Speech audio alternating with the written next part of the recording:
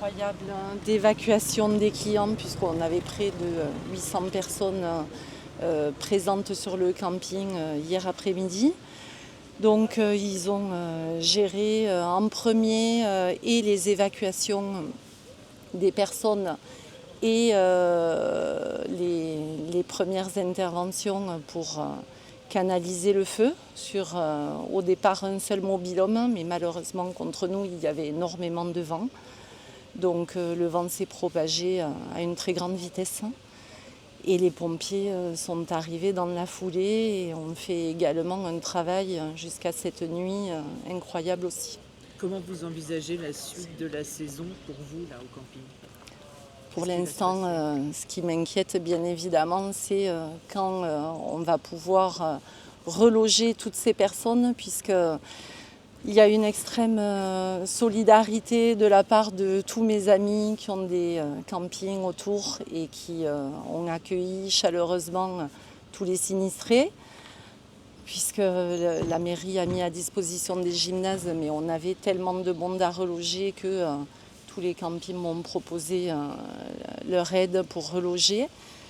Donc l'urgence, c'est de savoir où nous allons pouvoir continuer à loger toutes ces personnes le restant du week-end, puisque certains ont perdu leur véhicule. On a énormément de mobil-homes donc, qui ont pris feu, tous leurs effets personnels, voilà, la plupart ce sont des propriétaires donc, qui ont un peu de leur vie dans ce camping et dans leur mobil-home, donc c'est dramatique. C'est une épreuve pour eux, c'est normal, c'est un camping familial où tout le monde se connaît, donc tout le monde est solidaire à ça, c'est fabuleux. Le camping était plein avant ce pont d'ascension ? Non, pas du tout. Aujourd'hui, on attendait 200 familles qui arrivaient pour le week-end de l'Ascension. On allait être complet. Donc là, hier, il y avait également une équipe qui prévenait les clients pour ne pas arriver jusqu'à ici. Le site étant totalement fermé. Et concrètement, pour eux, ça se passe comment ? Qui prend en charge les relogements, les annulations ? Ça se passe comment ? Alors, comme je vous l'ai dit, pour l'instant, on attend. On va voir ça avec nos assurances et on espère que tout le monde pourra avoir une indemnisation à hauteur du préjudice subi. Et vous pensez réaccueillir assez rapidement des gens ici ?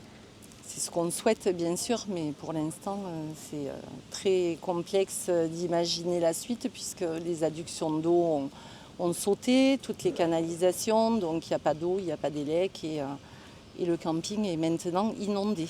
Le site est inaccessible.